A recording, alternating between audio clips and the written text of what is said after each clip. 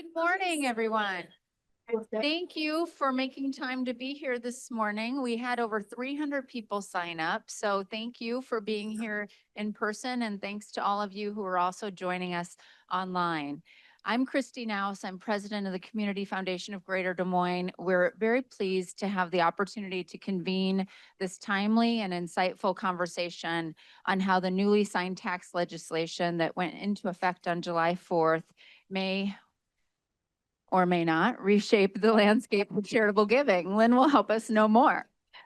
Truth be told, it's been a highly challenging year with significant unpredictability for many, including our valued nonprofit sector, affecting funding, staffing, and ultimately the communities we collectively support and love. At the Community Foundation, we believe resilience comes from collaboration, connection, and community. We're committed to providing tools and resources to help organizations in the greater community navigate unpredictable times. Today's session does just that.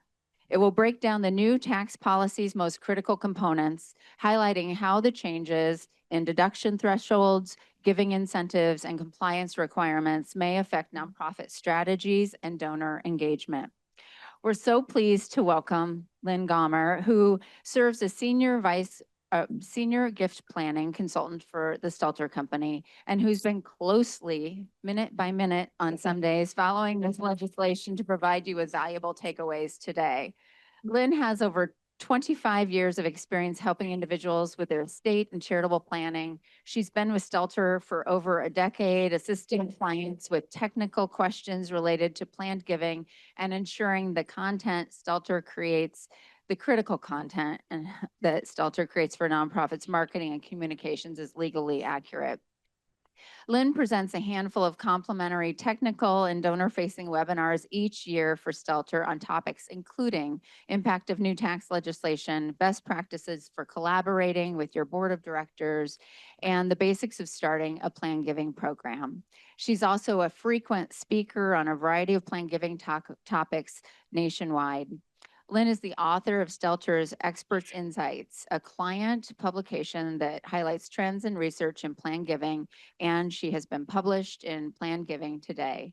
In addition to her role at the Stelter Company, Lynn serves on the board of directors and was past chair at the National Association of Gift Planners Leadership Institute. She's currently board member and past president of the Mid-Iowa Plan Giving Council. As you can see, we're in very good hands today as we learn more. Please join me in welcoming Lynn Gomer.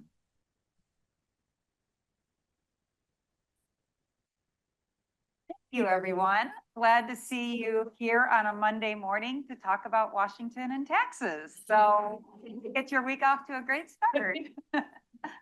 We're going to talk about the new tax law, what's staying, what's changing, what you need to know, and some tips along the way.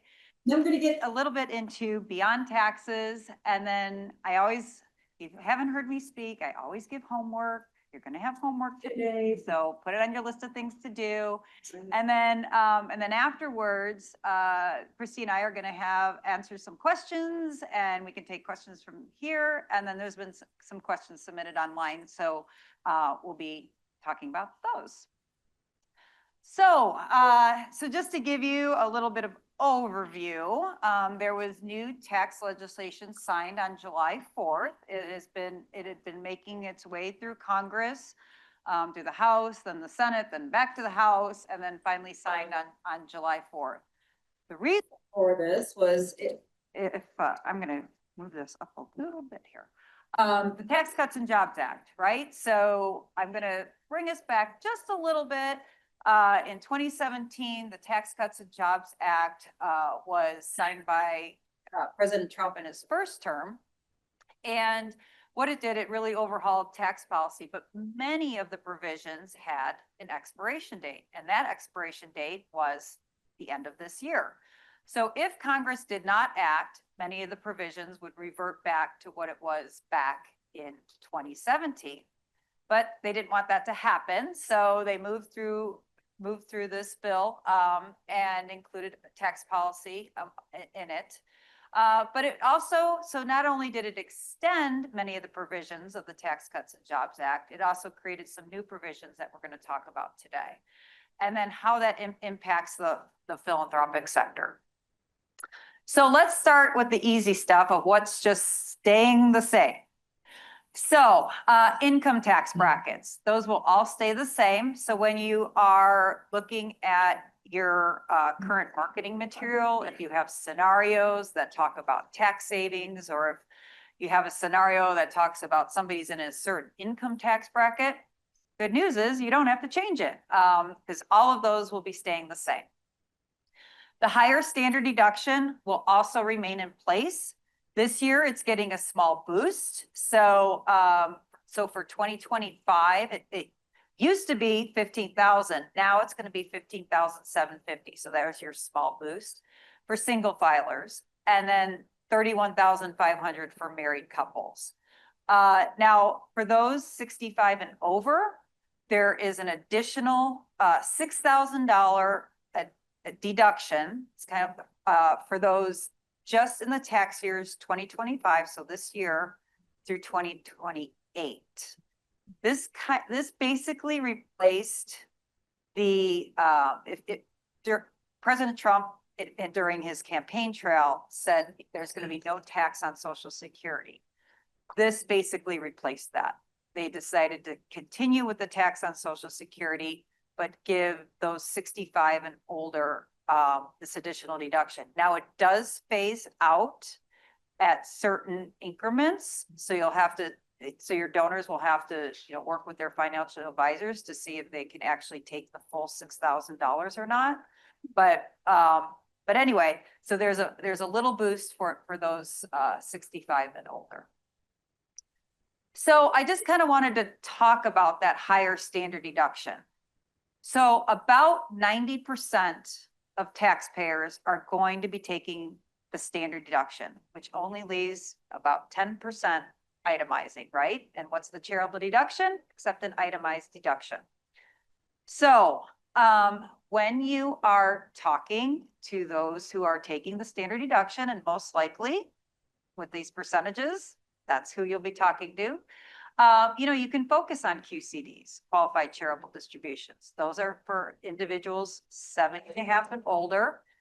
Great way for those non-itemizers to get tax benefits and take that qualified charitable deduction from their IRA, right? It's a gift directly from their IRA to the charity without having to recognize income tax. And then we can talk about appreciated stock and real estate. So maybe, add that if they are going to take that standard deduction, but they want some sort of tax benefit, maybe they give some appreciated stock, right? So there's the market, there's a lot of gains in that market. So they would, if they gave the stock directly to the charity, they would eliminate the capital gains tax. And remember, so Dr. Russell James, if you're not familiar with him, he is a professor out of Texas Tech. He has done a lot of research on words that work and what words resonate with donors. But he's also done a lot of research on tax returns too, and giving. And his research has found that if nonprofits are marketing and promoting and receiving gifts of non-cash assets, their planned giving program will grow 6 times faster than those who are just focusing on the cash. And I want you to think about your own portfolios at this time. So if you think about what's in your checking account, or how much cash is in your wallet right now versus your home, your 401k or 403b, other retirement plans, what's bigger, right? Your stock portfolio? I know from my personal say, the real estate and then the retirement plan, they're definitely bigger than what's in my checking account right now. So marketing tip. So when you are talking about giving, I think it's an overstatement to say you will receive an itemized deduction, because so many people are taking the standard deduction, right? And I think financial advisors kind of frown upon that, say, hey, you aren't getting a deduction, you take the standard deduction. So be careful with your wording here. So, you can say like when you you make a cash gift or make a gift of appreciated stock. And when you itemize, you get a charitable deduction, or you can qualify for a deduction. So really avoid implying that all donors are going to receive an income tax deduction. So what happened? So when the standard deduction, I think it was nearly tripled under the Tax Cuts and Jobs Act. So we've had the higher standard deduction for a while. But what came of that was bunching gifts. And so I just wanted to kind of go back to that time frame. And now that we're here, that higher standard deduction is here to stay. I just wanted to revamp and reiterate that bunching gifts is a thing. And you really want to talk to donors about that. So what is bunching gifts? But it's really about taking several years of charitable gifts and putting them all in 1 year. Like, so my example here is, let's say a donor gives $8,000 annually. Well, this donor may say, you know what? I want to go above that standard deduction. I want to itemize this year, and I'm going to give $25,000 this year, but I'm not going to give anything else in 2026 or 2027. And then I'll do the same thing in 2028. I'll give another 25,000. Now, from a nonprofit standpoint, that gets hard for you, right? You think, oh gosh, this person's going to give $25,000 and maybe they'll give 25,000 or even more next year. So this is where stewardship and understanding your donors becomes very important, because they're going to say, oh, wait, hold it. I'm not giving 25,000 every year. I'm giving 25,000 this year, and I'm going to take a break. Now, this also can increase the popularity of donor advised funds, right? They may want to give this year to donor advised funds and then say, okay, well, I'm going to kind of spread out my giving because that's what I want to do. I do want to give every year, but I also want a bunch too. So donor advised funds may become even more popular, and they've been growing, for the last decade. What else is staying? So higher deduction of limit for cash gifts. I was thrilled to see this. So this did not make, when this bill came out of the House, this was not in it. And so we have some champions in the Senate, and they got this back in there. So I was thrilled to see this. So it permanently extends the 60% deduction of AGI, or the limitation for cash gifts to public charities.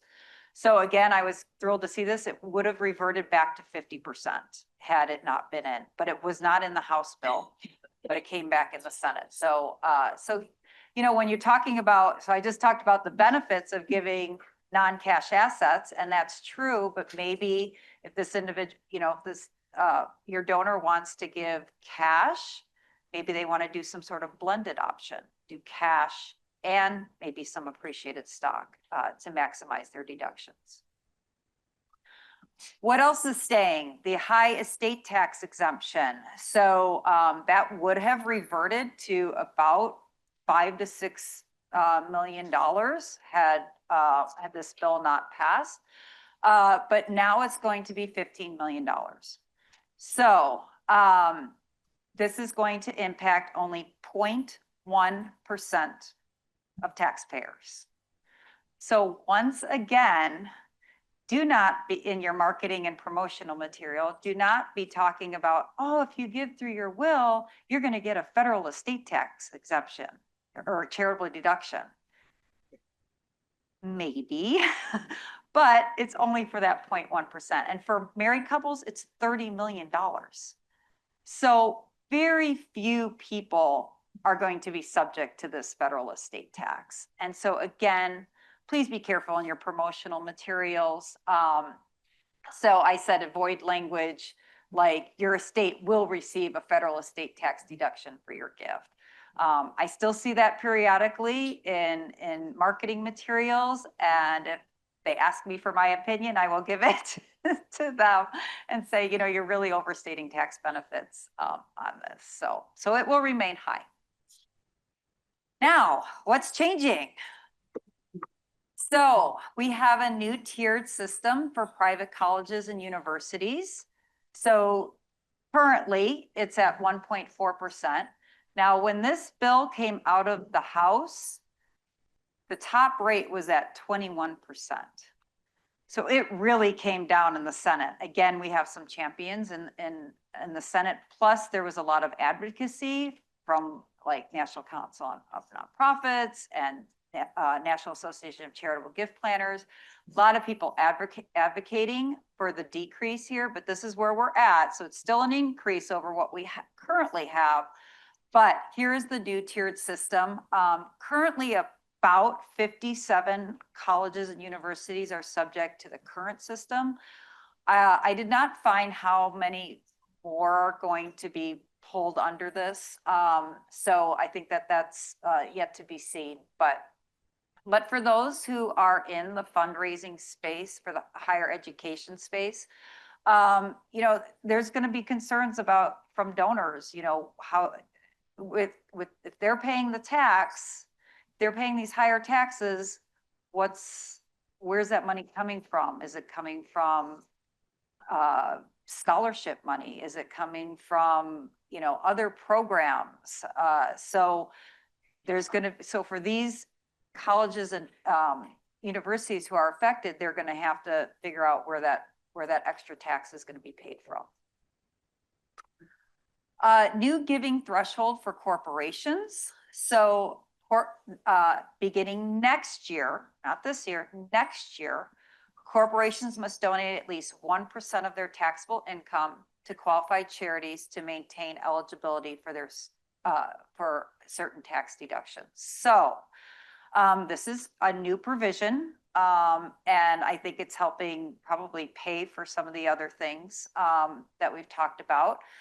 But the downside of this is that according to a recent Ernst & Young report, that this could reduce corporate giving to the tune of 4.2 to 4.8 billion annually. So that's not so good news. So what I recommend for all of you and for your nonprofit partners, definitely be working with, if you're working with corporations now, make sure that they know about this. They may be wanting to give more this year or make some strategic moves this year before this goes into effect. So now there could be some corporations out there that don't really come up to this threshold and think, oh, maybe we'll give more to get to that threshold. So that could be too. So it's going to be interesting on where this actually all pans out. So again, strategic planning before year end, reach out to your corporate partners about the 1% floor implications. And I think that corporations will start on this bunching gifts as well, right? To get over that threshold. So I could see corporations now bunching, which I haven't seen before. So anyway, so it could be something that's going to be down the road starting in 2026 that corporations start bunching their giving. New threshold for itemizers. So the new law requires taxpayers to give at least 0.5% of their AGI starting in 2026 to receive a tax benefit for their charitable giving. So I have an example here. So an individual has $200,000 worth of adjusted gross income. So they would only get a tax break above that $1,000. So new provision here, strategic planning. You need to talk with your donors who are itemizing and make sure that they know about this and really encourage them to give this year ahead of next year. So I think that there's definitely for the second half of the year, we could really see some people making strategic decisions and probably even close to the end of the year, even more so about giving in 2025. So planning going forward in 2026, again, we could possibly see some bunching here. And so I think bunching is going to be much more popular than it is even now. And then DAF giving, what I said before is that they're going to maybe bunch into their DAFs and then create kind of a normal cycle of giving over the next, 1 to 2 years, however they decide. New limited deduction for taxpayers in that top tax bracket. So for your high income earner donor, so they would be in that 37% tax bracket. And this year, they're able to deduct 37 cents on the dollar. But beginning next year, that's capped at 35 cents. Now, that doesn't sound like a huge difference. But I think in the, when you take a look at the very large donations that would come in from that high net worth individuals, I think it's going to add up.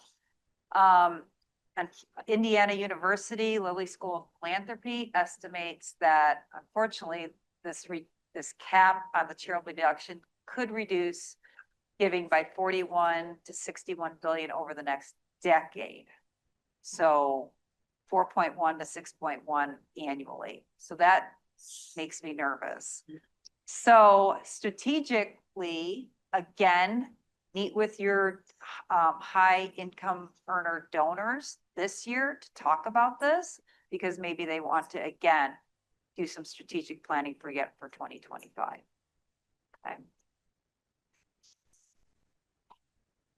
Now for some good news. The universal charitable deduction has returned. And so to give you, so I'll go over the law. So beginning in 2026, non-itemizers are to be able to deduct $1,000 for individuals and $2,000 for joint filers. Now, you may not think that's a lot, but I'm going to get to some statistics on the next slide. Contributions to DAFs are not eligible here. Okay. Now, about 90% of donors take the standard deduction. We saw that earlier. So this is great for those non-itemizers, those everyday donors. I think we're going to see a lot of new donors. And then the challenge for all of you is to retain them, right? We saw this in the CARES Act. So, so it opens doors, I think, for a lot of the average donors in 2026. So what you can do is so it doesn't take effect till January 1st. So, do not advertise it for this year, but you can start thinking about your messaging for 2026 about this new deduction. So you build promotional material, things like that. I was reading an article that they said, well, you should promote it really at the beginning of the year and then the end of the year specifically. I mean, you can promote it all year long, but the beginning of the year, people will be like, oh, wow, cool. There's this new deduction. I'm going to take advantage of it now so that, they get their charitable giving out of the way. So make sure that you're promoting it after the first of the year.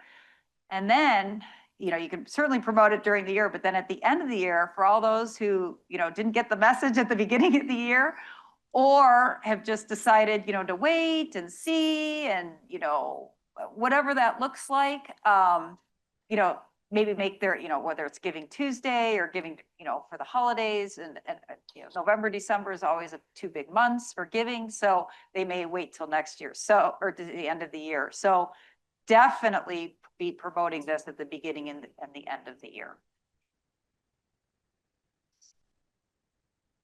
So let me take you back a little bit, just to give you a little history here. So we saw this universal charitable deduction under the CARES Act in 2020 and 2021. And at the time, it was very minimal. I think, that first year was like 100, 200, and then I think it increased in 2021 to like 300, 600. I was actually thrilled. And people are like, Lynn, really? Like it's just a couple $100. Why are you thrilled? Because we have worked so hard to get this into legislation. it was really, really hard. Now it started, I can tell you where it started. It started with a third of the charitable deduction, its standard deduction, which was about $5,000. Then it went all the way down to like 100, 300, somewhere around there. When it came out of the House, for this bill, it was at 300, 600. Okay, so we did get up to 1,000, 2,000. So I was thrilled to see that. But this is what happened back in 2020 and 2021. It led to about 90 million taxpayers took advantage of it. Many probably first-time donors. And it led to an additional $30 billion of charity. So those numbers that I talked about that weren't so great in some of the other slides, what are we going to see here? Is it going to balance out? We know from Giving USA creates a research report every single year, and they've always talked about how the donor base is shrinking. And so, will this allow to increase that donor base? Will that reverse the trend? I don't know, but I'm hopeful. Okay. It boosted number of small donations of 300 to the 600 range by nearly 11%. And then after that act, so that it had a defined end period, it expired, and then charitable giving declined again. So, the number of small donations went down 5%. The number of donors went down 10%.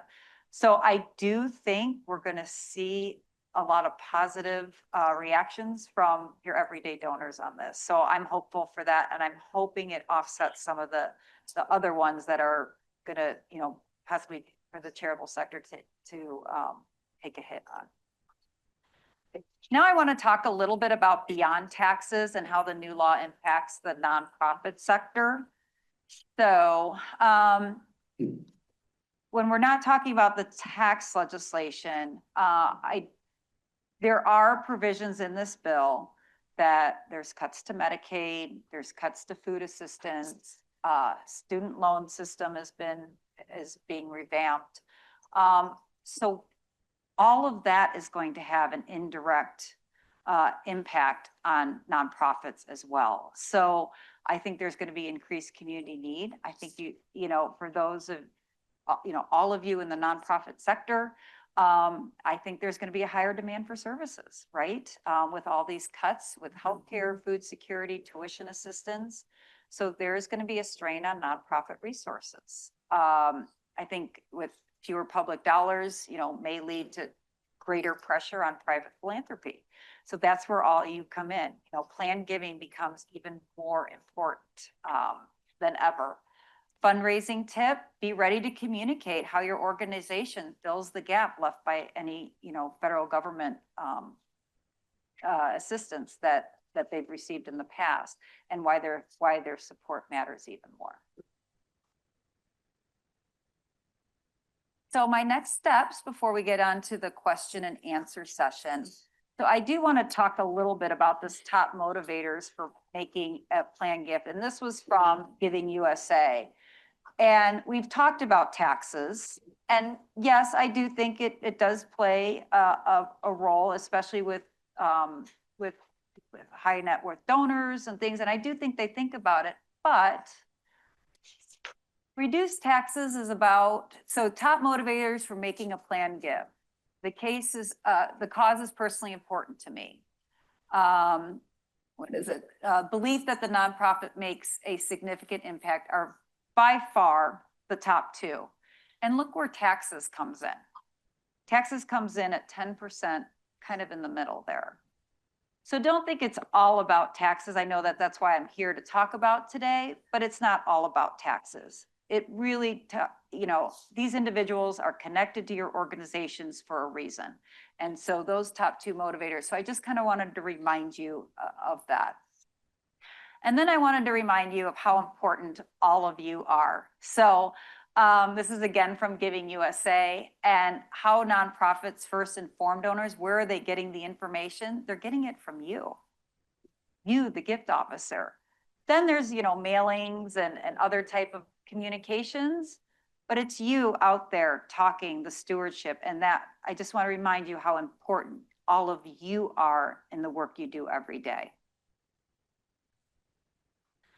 How nonprofits can lead through change. So when we take a look at everything we've discussed this morning, you know, apply the lessons learned from like the recession of 2008, you know, 2009, that type, and COVID.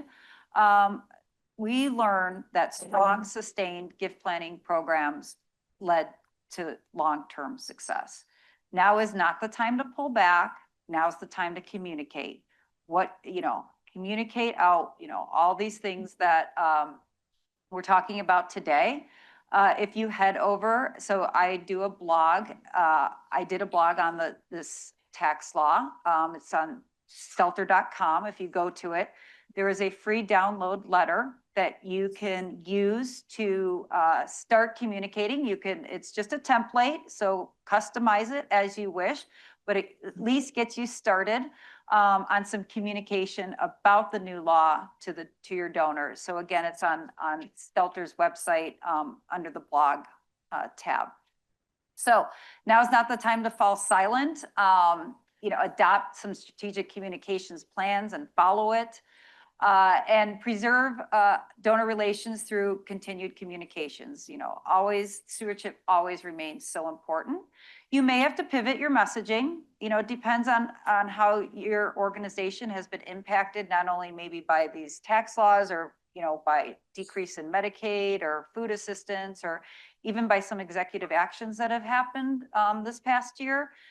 Communicate those, but you may have to pivot your messaging. And strengthen that messaging around your impact, trust, and donor intent. Maintain personal contact, even if it's just a phone call. Zoom calls are great, but phone calls and of course in person is always the best. And you always want to promote proven gift vehicles. So we know that gifts and wills and beneficiary designations are always great planned gifts to make. But when we know that a lot of money is in retirement plan assets. I can't remember how many trillions of dollars are just in IRAs just sitting there. And so for those who are 70 and a half and older, QCDs. I was listening to a podcast. It was a financial advisor, and he is just all about QCDs. And I agree, I can't wait till I'm 70. Well, kind of. 7 and a half. I'm making all my share distributions from that. And then DAFs, the DAF, that money has already been set aside, right? Life income vehicles like charitable gift annuities. If you're not offering them, rates are the highest they've been in nearly 2 decades. So definitely an opportunity to promote gift annuities. Maybe some individuals are tired of the ups and downs of the market, and this can give them some steady stream of income. Become a CGP advocate. So please CV or go online if you're interested in advocating for causes and for new tax policy down the road.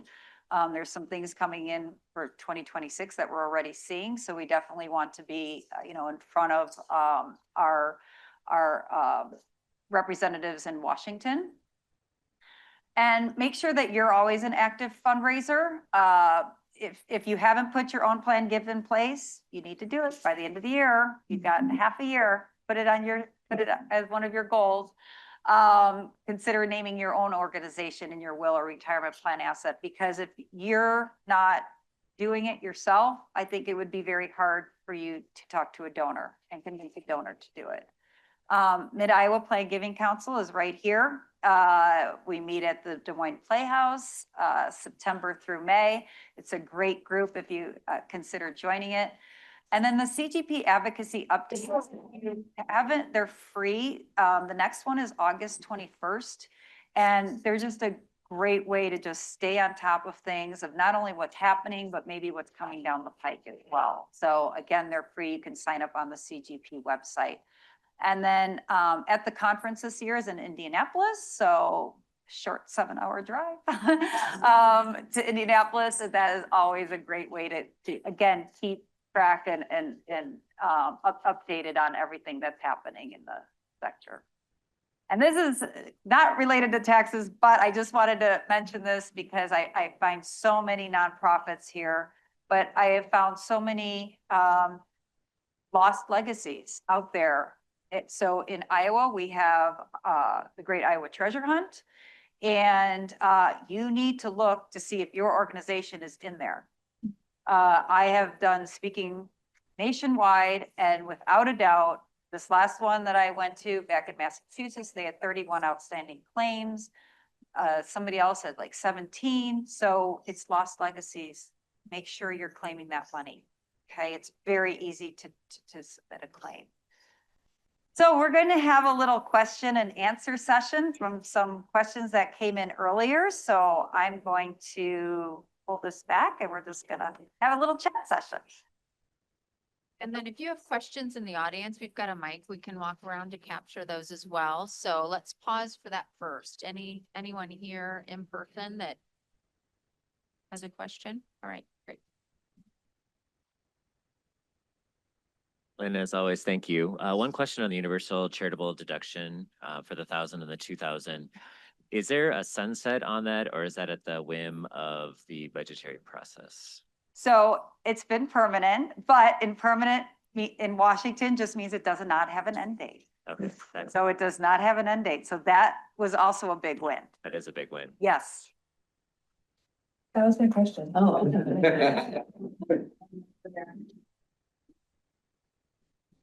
Thank you, Lynn. I just want to clarify on the corporate giving where the deduction amount is, they're required to give more to get the deduction, but then the anticipation is that giving will go down. Is that because you think corporations will have less incentive to give because they don't plan to hit that threshold, or why would the increase lead to a reduction? And it end up in a reduction.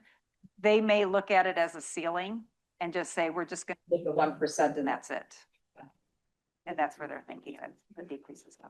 I haven't. Another corporate question, so I'll go ahead and move to them that came in through the chat. And those of you online, feel free to add questions to the chat and they're getting them to us. New corporate provision creating a giving threshold for eligibility of.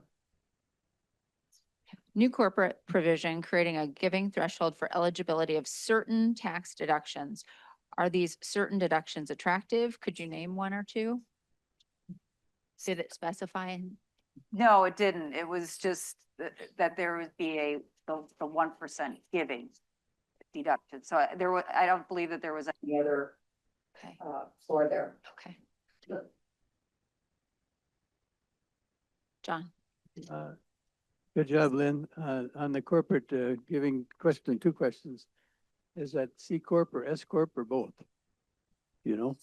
Oh, that's a good question. I want to say it's both, but John, I would have to get back to you on that one.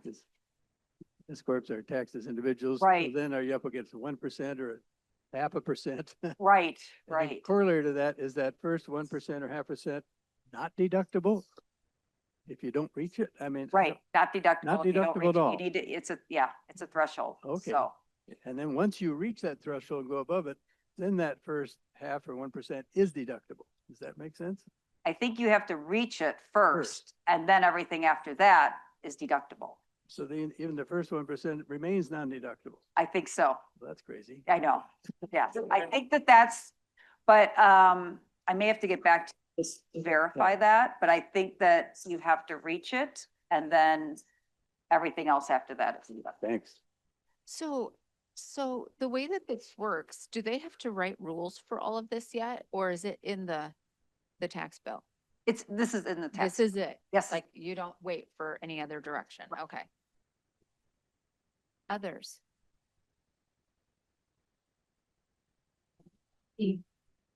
So we had a couple other, do you know anything about how the new laws? Oh. Do you know anything about how the new laws impact federal grants? So federal grants, I would say I didn't see anything in the bill, though it's like close to 1,000 pages. directly, but I think indirectly it will be impacting federal grants. So like when I had my slide up there about beyond taxes and the cuts to Medicaid and cuts to, changes to student loan programs and everything, I think that will indirectly impact grants. So not directly, but indirectly, yes. Dr. Henry? And thank you for the presentation. I'm struggling trying to understand and comprehend your slide 13. I live in the higher education space, Okay. and you're talking about the new tiered tax rates for private colleges and universities. So what I'm a little bit confused on when you have this $500,000 to 750,000 per student, yielding 1.4%. Can you expound upon that a little more for me? Yeah, so so it's for private colleges and universities. I believe those that are like Notre Dame, so those associated with religious are exempt. It's per student, and I think international students are not included as well. So is there anything more on that? I was just trying to understand your tiers here. Uh-huh. And so, because I'm in higher education, president of Mercy College of Health Sciences. Okay. And so we're grappling with this very topic here to try to understand how does the big, beautiful bill impact our space, our Yeah. landscape. So you'll look at your endowment, and you'll take your endowment and take a look at per student and figure out whether you fall in that tier. But would that be general endowment, but not scholarship endowments?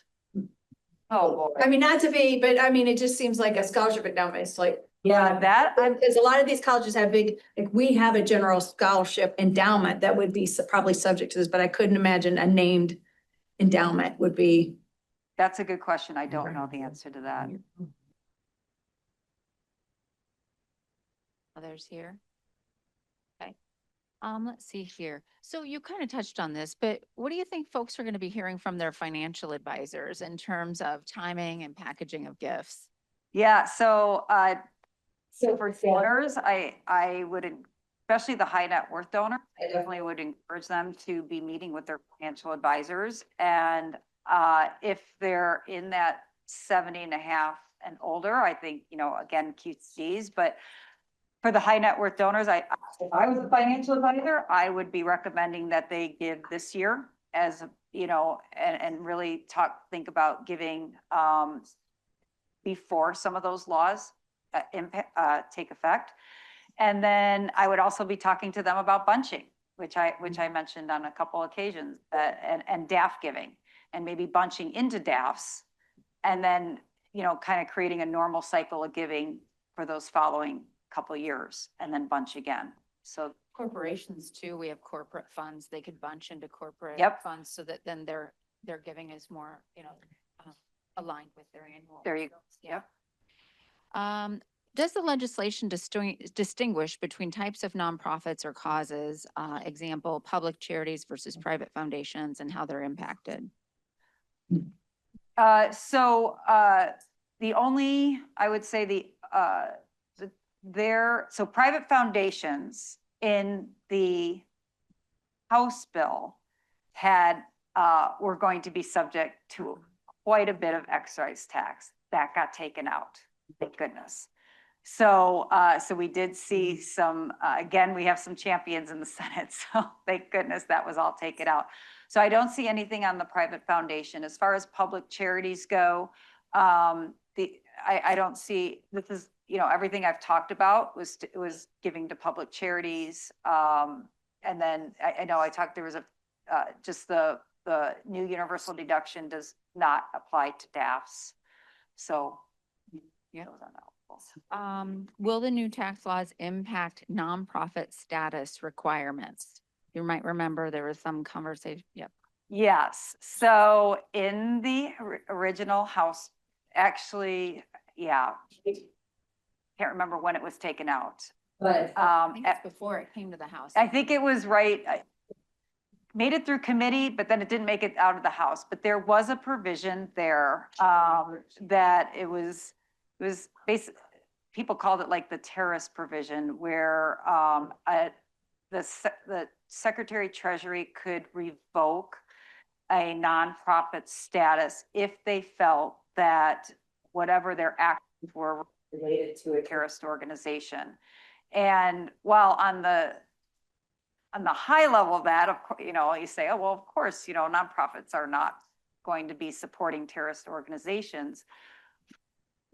The problem is that it was unilateral, and there was no evidentiary hearing. There was nothing from the nonprofit side. So if the Secretary of Treasury decided that you were somehow supporting some, whether it was individuals in a different country or whatever, who they felt were terrorist organizations, then they could revoke a nonprofit status. And that was taken out, thank goodness. That was one of the things that a lot of advocacy groups, the charitable sector, had a strong voice on. And so that was definitely a win, because it was something that was unilateral. There was no evidentiary hearing from the nonprofits. Seniors 65 and older currently receive an extra $1,600 standard deduction regardless of income. Is that still available, or was that replaced by the 6,000? Yeah, so now it's 6,000, and how that's broken up depends on the income structure. So it will eventually phase out over a certain amount. Okay. Will the 0.5% threshold be non-deductible? That was on adjusted gross income. And does the 1,000, 2,000 giving apply to the 0.5% floor? So the 1,000, 2,000 is an above the line deduction. So that's for non-itemizers. So there is no floor there. The 0.5 deduction is for those who itemize. So it's standard deduction versus itemizers. When do Medicaid cuts begin? Those would probably begin, well, I think some of them are happening now, but probably for sure in 2026. Are endowments other than university endowments affected? No, And that no, was, there's for private Private colleges colleges. and university endowments. okay. Any other questions right now in the chat?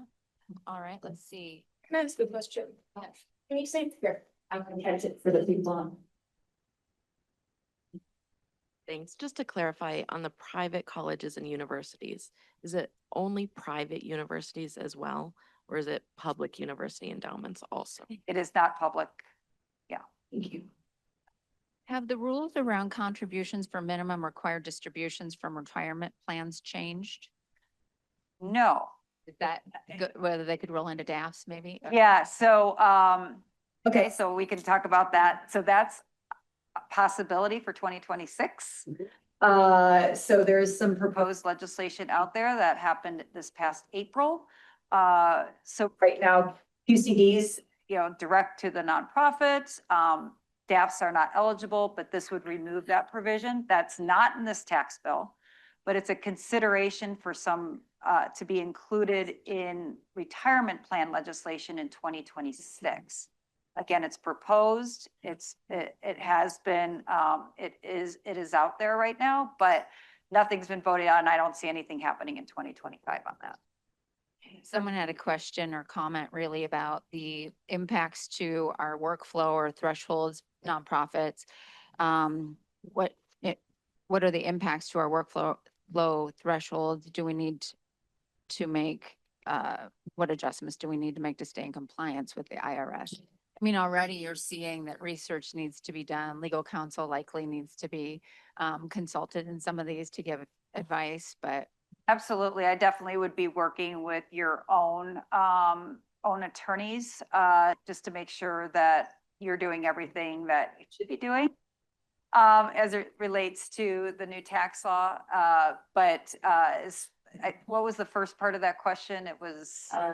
what are the impacts to our workflow? Workflow. Okay, so I was just gonna say that, you'll probably be working maybe a little bit harder, maybe with the workflow, just trying to. I think we've seen that already this year, Yeah, right? exactly. Just trying to get that messaging out. And then, I've talked about pivoting that messaging, especially if you are impacted by the federal, if you had federal grants or had federal funding either rescinded or paused. I've heard a lot about that. So yes, so working. And not to forget that we need to put time into advocacy and Yeah. communication with our legislators, and that's really critical and has been critical Yes. throughout this year. What is the impact of fixed federal estate tax exemption? Yeah, so as I mentioned before, it's only impacting about 0.1% of taxpayers. Now, there was some thought process that individuals will look at that and say, well, if I'm not going to get any type of tax benefit if I give through my will, or, a life beneficiary of a life insurance policy, then maybe I move my giving to current giving, where I can get maybe an income tax deduction, or I can get benefits, from capital gains tax. So, but we didn't see a lot of that people made a strategic decision to move it out of, based on that. Their giving was more of, I want to make an impact now. I want to see an impact now. So I don't see with it staying so high, there could be some individuals out there, sure, who say, I think I want to have some sort of tax benefit. I'm not going to get one, from the federal estate tax, so. And this was not back to the university and private college endowment tax. That was not for private high schools. Correct. Other questions from the audience? I think we covered most that were submitted in the conversation today. John, let's get you a mic, right? Maybe going into the weeds if it is, will talk to me later. But the new higher deduction limits started staying in place now for the 60% deduction limit for OAJ for cash, 30% for non-cash. They fix the problem where if you mix those two categories in the same tax year, your 60 goes down to 50% for cash. I don't think so. That didn't get fixed. I don't so. Yes. Sorry. Yeah. Yeah, I don't think that, they just extended it. That's all they did. Okay, sorry. Are those amounts, based on the year's income that the giver is? And so it's 60% of AGI or for appreciated stock, 30%. Or 70 if you're using both. No. If you do the 30%, that goes down. So you do 50% cash and 20%. No, you can't do both. That's a lot of confusion in that. Let me give you an example. You have $100,000 adjusted gross income. You give some appreciated securities for $30,000. That's deductible, okay? But that's the most you can deduct that year, carry forward the rest for 5 more years. Then if you want to give cash on top of that, my understanding wrongly was that you could give another $30,000 to bring it up to a total of 60, 30 securities, 30% cash for a total of 60. That is now brought back, you have to drop that back to a 20% cash limitation to make the total 50%. There was a glitch in the way the original law was written and they didn't fix it the way it sounds. Isn't that a bummer? So, yes. Doesn't happen very often, but I had some experience with that last year, a couple of times.